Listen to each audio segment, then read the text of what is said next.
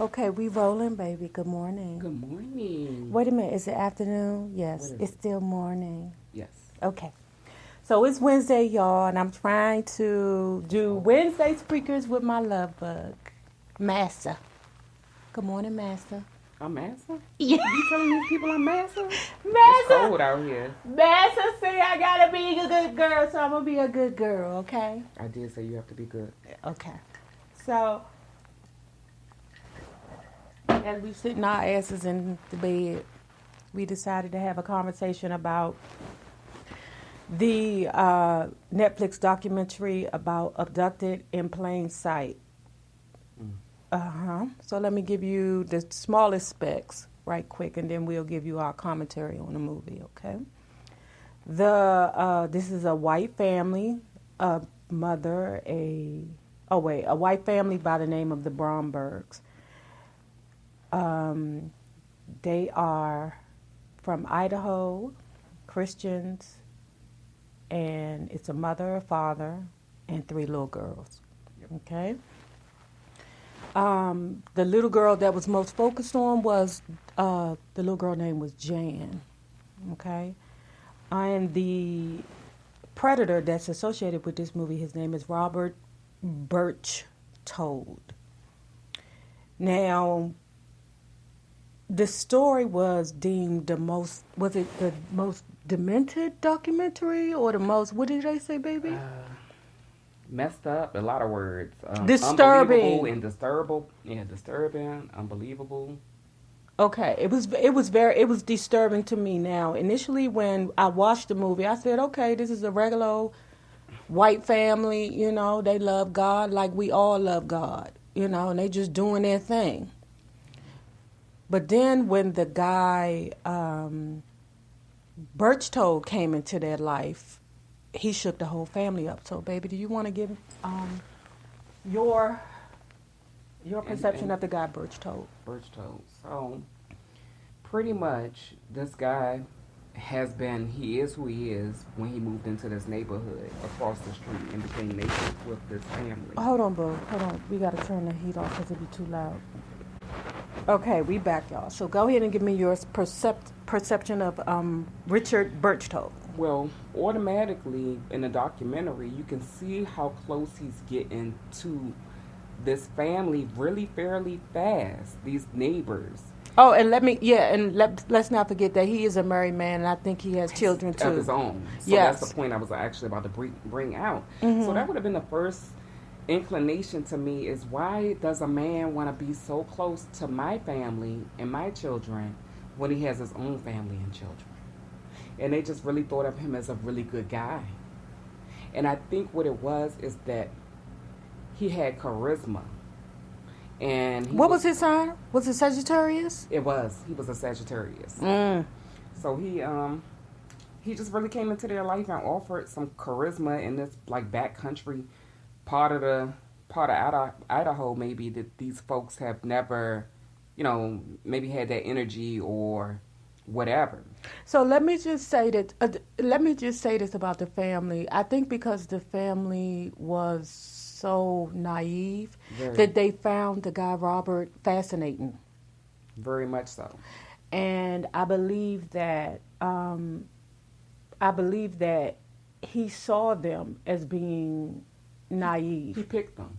That's what predators do. That's what I was about to say. I feel like he picked them because later on in the documentary, it came to the open that he had come to this town, this new area, and tried to do this or previously you're right. two other families, and the families pushed the pause or the brakes on him because they could see him for who he was. Mm-hmm. But for some reason, this family couldn't see him for not one part of what he was. Even if they thought something, they pushed it in the back of their mind, which led me to believe that they might have some mental illness. But the entire family, that's what, now, don't get me wrong, I've always said that I believe that it is people that are functioning below sea level in society. Right. Because, you have the intelligent line, right. Either you above it or you below it. Right. But I believe that there are people that are below the intelligent line or the functioning social line that are just functioning, and sometimes they find people that are on their level, Right. and they create. Right. So I believe that that's what happened in this particular case because the family was horrifically naive. So very naive. It's the borderline where you bring it outside of the definition of naive, and you're wondering if they're, a lot of people on the internet are using the word stupid. I don't want I to don't call want them some stupid, I'm not gonna call them but because I really believe that they really didn't think that their daughter was being molested, Right. touched, anything. All kinds of foolishness, right? So I want to say what was crazy about it. So anyway, we're going to move on to it. The guy's name, the predator's name was Robert Birchtoe, right? We spoke about him.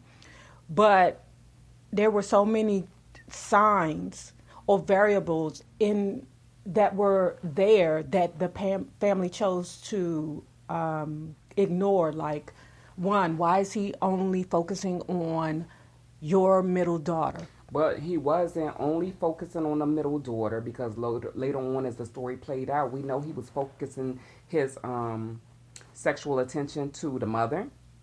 So he was going in. But his main focus was the little girl. He just Always. used just the mother and the father tools. were vehicle.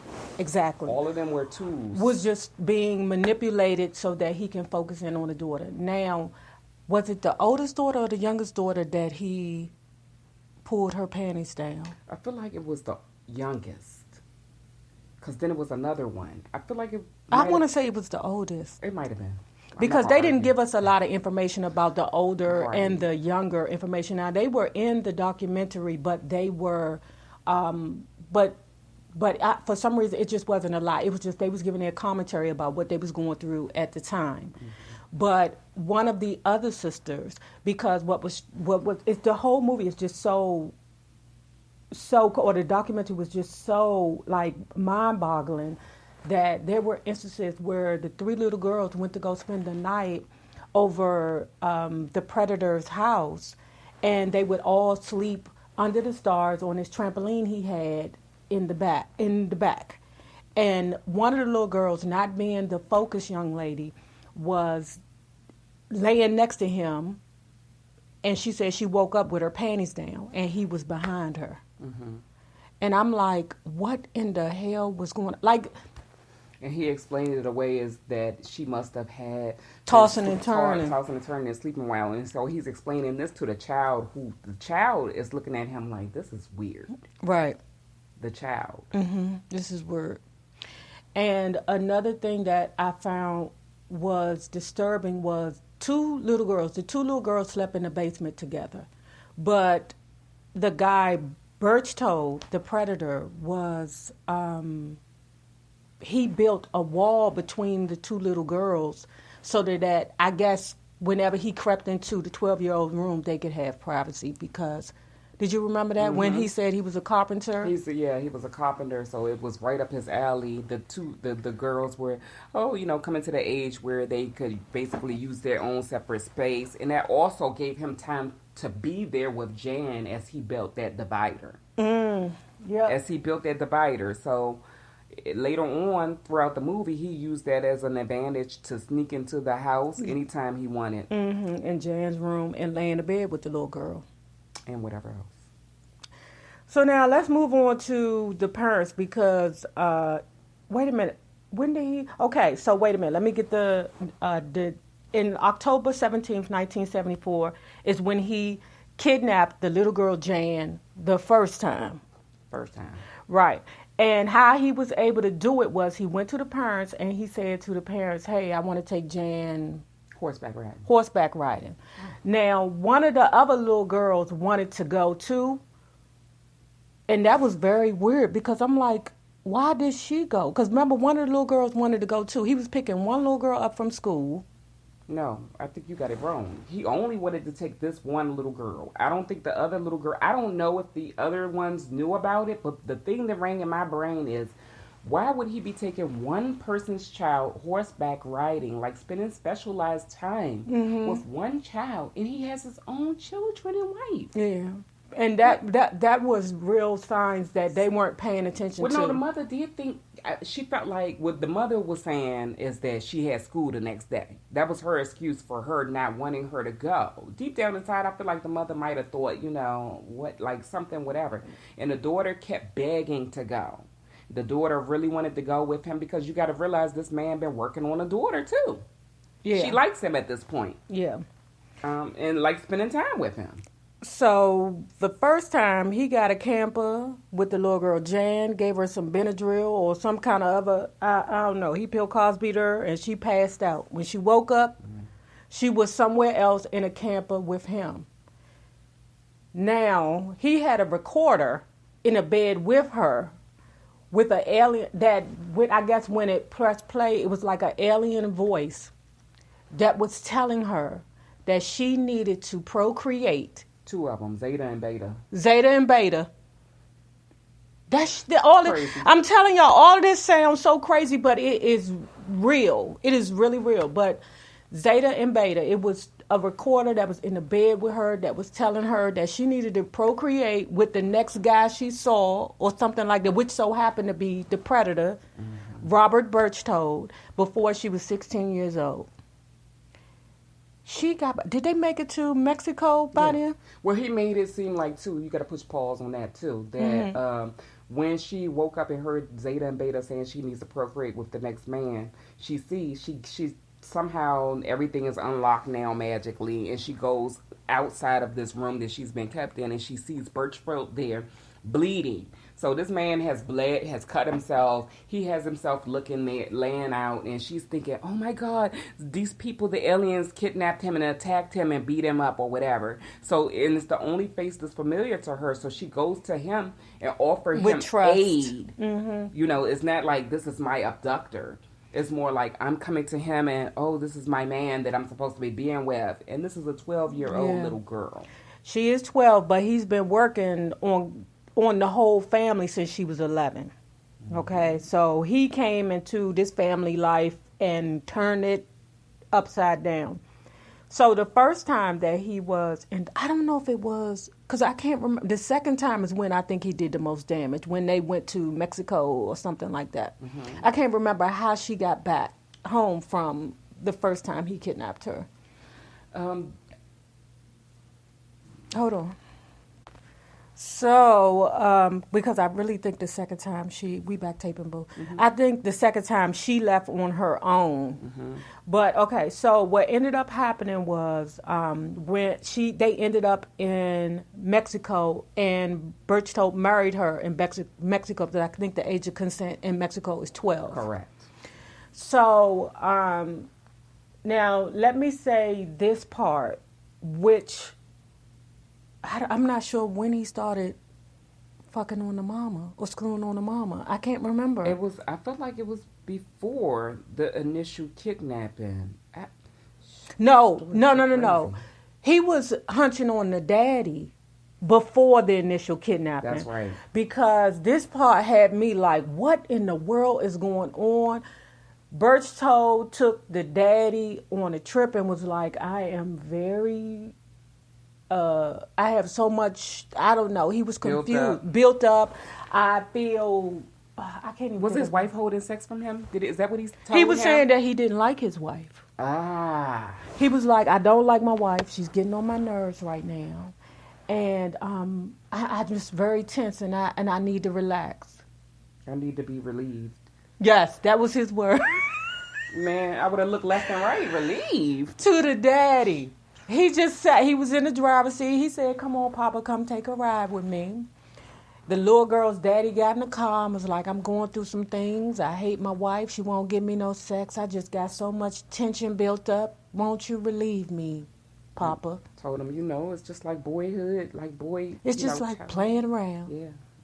So this is the part where I don't know whether or not he just, squeezed the monkey, or whether he, what did you call it, blew the flute? Right.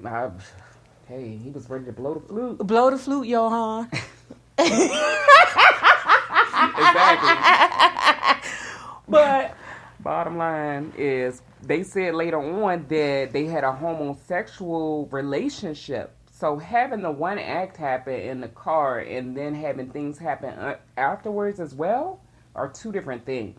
Yeah. And I think they may have saved face on a dad, saved face for him, and not said everything. Right. Because I think he just wanted to save some parts of his dignity, but it was inferred when they said that they had a sexual relationship. Yeah. Right. It was. Child, this movie is so. I swear, I was just watching this whole movie with my mouth open. Okay. It will make, if y'all have not seen it, it is one to watch. It's definitely an eye opener of how far a sociopath is willing to go. Mm-hmm. And I'm pretty sure we have all had a sociopath or two in your lives. No, definitely. So then, what happened was the little girl, her mind frame is still, I need to stick with him. I need to take care of him. Mm-hmm. Zeta and Beta and told me that I need to procreate with this man. But dig this part, and this is where you're going to take over, baby. When what happened was he tried to hunch on the little girl. Right. But he did it with the specific... Like what was it? So this is what y'all need to know as parents, and I know, we as females may have some understanding of a hymen and having sexual intercourse. So what he would do the first time that he kidnapped her, he would only stick the tip in, and he never had full coitus or full intercourse with her. So he never completed the whole act. Now, it's weird. People have gotten pregnant this way and stuff like that because we all know semen travels far and survives for like 48, 72 hours. But she would have, that means you could get pregnant and not technically have sex. It's been cases like that. However, he never, when she was 12, had intercourse completely with her, even though he was molesting and sticking, the tip there. It has to go at least 3.5 inches into the vaginal vault to break the hymen. So basically, when the parents, after the medical professionals checked her out and the girl said nothing happened, and basically, it was nothing that can confirm that she actually was molested or penetrated. Right. But see, what else I have a question about? The little girl was probably so young, they didn't even say whether or not she was bleeding. Whether or not she was even capable of having a child. But, that's true. Yeah, they didn't say if she was menstruating or not, or having a menstruation. So, yeah, that's a question. Because it comes somewhere between 11 and 13, usually, for everyone. That is disgusting. But I don't even know. Like, that's what I'm like. Is she hunching on? Is he? Like, I don't even think she even grasped the total. She did not. She didn't. You could tell that. And then the fact that he wanted to basically put that in her head that she had to procreate by 16. We know why that was. Yeah, because that's the mind of a pedophile. You ain't no good after you start looking like a grown woman. Right. So eventually the young lady, and know this, we're not giving you the complete movie because we want you to watch the movie yourself so that you can be enlightened about the situation. But eventually the little girl was returned back because the FBI got involved. Now, wait a minute. Hold on, boo. How could we forget this part? Oh, my God. It took a long time for them to get involved, though. Yes, this part right here. So I think that Birch Toll took the little girl on a Wednesday. Yes. The parents did not report it until like a Saturday. Saturday or Sunday. Right. His wife was like, wait, he's going to come back with Birch her. Toll's wife came to the family's house and was like, don't press charges, just hold on. I mean, don't press charges. Or don't call the police. Don't call anybody or anything. Yet your child was supposed to go horseback riding on a Wednesday, and here it is Saturday now, and she's still not back. Mm-hmm. And you're just pressing charges. I felt like the FBI really... I know that the parents were victims as well, but at some point, when do you look at these parents and say, you are part responsible for some of this? I don't think you think that totally. I mean, I know you think that the parents were naive and this, that, but at some point... Well, we're going to talk about that because when the FBI got involved and they called the FBI, when they got the little girl back from Mexico, because I think the Mexican police helped the FBI to get the little girl back, and they got her back, right? Now, when they got the little girl back home to the family, the FBI agent told the parents of the little girl to cut everything off with him. Leave him completely alone. They did not do that. What ended up happening was the mother started to have a sexual relationship with the predator. And I want to just point out in the documentary, she was smitten by that relationship because she's still smirking about it in the documentary. Yes. She's still smirking about it. She's still acting like that man was the love of her life. Okay. You hear me? on life. But see, the thing about it is, I really think that their relationship wasn't solid. The mother and the father's relationship wasn't solid either. Right. Because the fact that the dad was able to so quickly fall into a homosexual relationship with the mother tells me that there was some kind of problem with the mother and the father anyway. Right. So I believe that the mother was looking for some type of, I want to say, like action or something, like some type of dramatic experience in her life. Right. Because when you just sitting there with somebody who's flat, and, you know, if you look at a picture of this family, maybe you should post one on the beginning so you can see kind of like what they look like, this one. I'm going to use that as my thumbnail. You can see, you know, this man, you know, it's no excitement. Screenshot. I'm going to screenshot and send it to you. But you can just kind of realize. How do somebody with no excitement look? Oh, man. It's one of those typical scary little pictures. What you mean typical scary little pictures? I'm just saying, this picture looks like one of those scary families that's deep into heavy religion that, I mean, I don't know. I don't want to be, listen, y'all will see the picture on the thumbnail, and y'all can comment and tell me what y'all think about the picture. Abducted in plain sight. Yeah, keep your mouth, because you sounded something real crazy. You sounded real. I'm just saying, it looks like she can take a little wild ride. You know, shorty want to ride with me? Oh my God! She took a little ride and be happy. This woman is a fool, but you could tell that she was hungry for some type of excitement in her life. Bottom line, you could tell that she was bored, or whatever. Like she actually needed that experience. That's why I got to come pick my wife up every now and again and just do something wild and crazy with her ass. We got to go back to Vegas. Do something crazy. She can't be in here and be no boy housewife. But I'm sorry, baby. Go ahead. Girl. Baby, I'm fine. You do more than enough for me. So anyway, but I do want to go to Vegas, God dang it. I don't think I want to go. We can go before I go back home. You got to make them plans. Okay.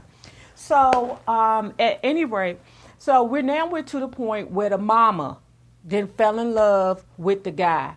And she was gone. She was living with this dude, the same dude that touched her daughter. And only thing was going on was she was just trying to get the defenses down on the mama so that he can manipulate the mother and the father into stepping back and allowing him to have this relationship with their daughter. That's right. He didn't give two craps about the mama. He didn't give two craps about the daddy that was blowing on his flute. He didn't care. All he wanted was the daughter. But the father got upset and wanted to serve her with papers, right? Right, yeah, because during that time also the father was getting ready to get a mother a divorce. Did he serve papers? He did, and that's when he became disinterested in the mother because the mother would no longer have an opportunity to have Jan. The father filed for custody of the kids. Yes. So no, that's what we can't do.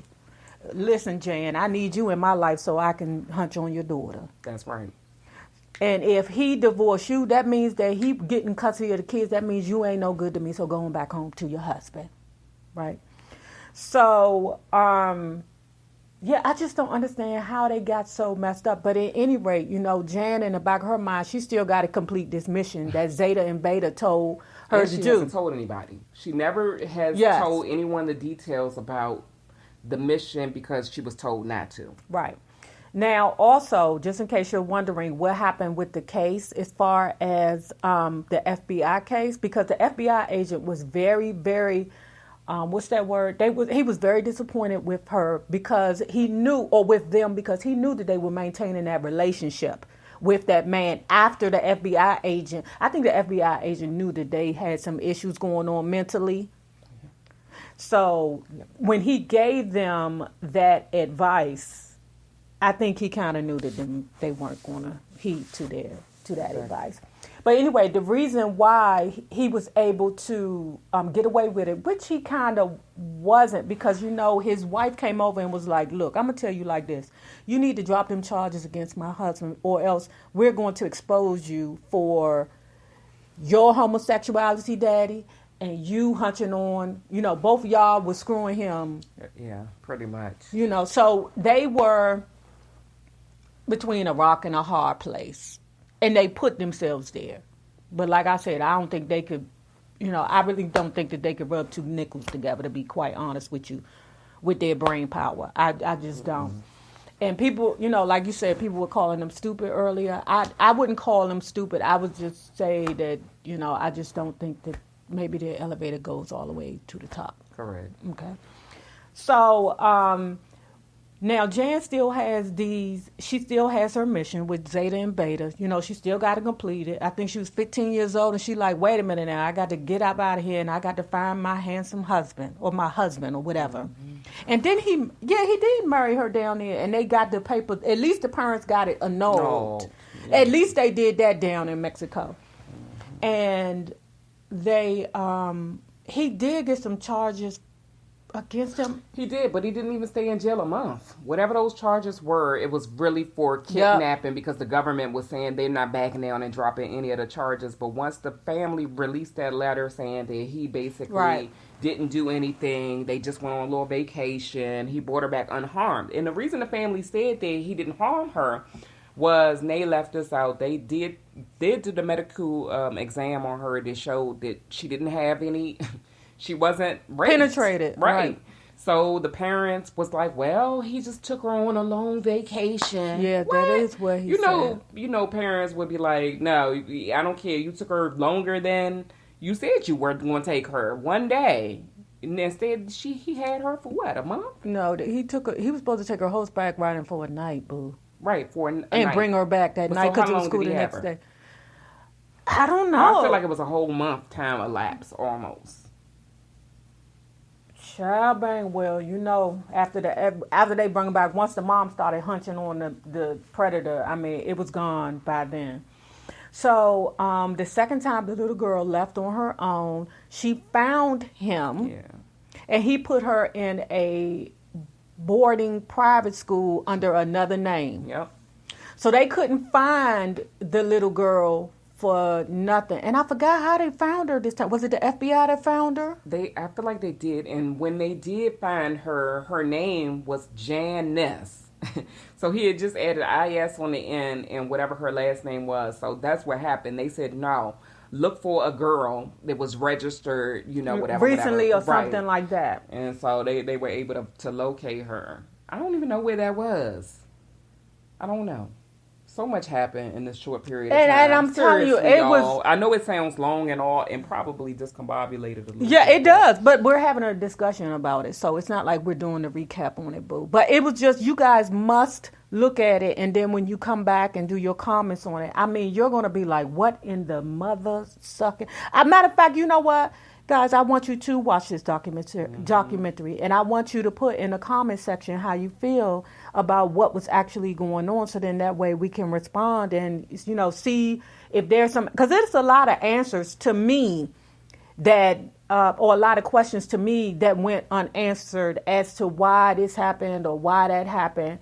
But the little girl, actually, she's a grown woman now, and I think he still pursued her as a grown woman. He did, which is very weird for a pedophile. Something happened and they ended up in court.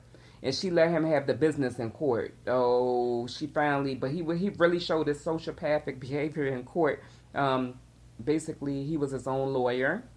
Listen, I told you I was present for that Lee Malvo, the DC sniper case, when I was in court that day.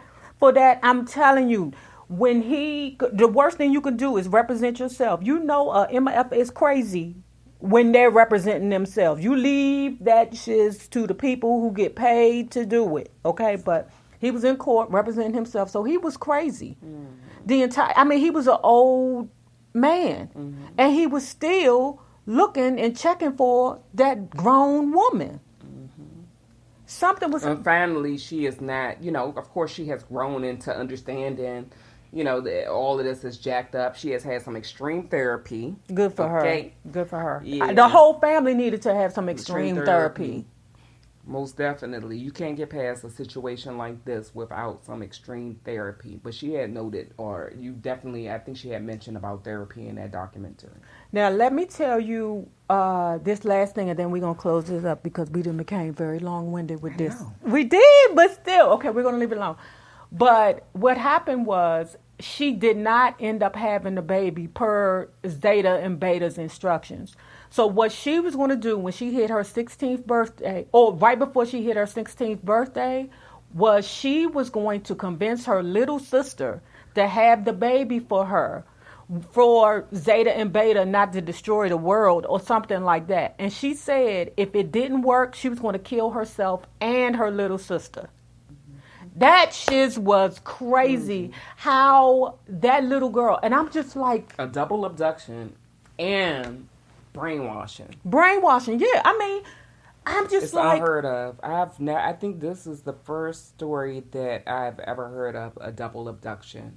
And it happened in our lifetime. That is nuts. And then you fucking on the mama and the daddy? I've never... But anyway, y'all, thank y'all for listening to us. But please watch it and put your comments below after you see this time move, because it's a whole blip, y'all. Okay. Deuce.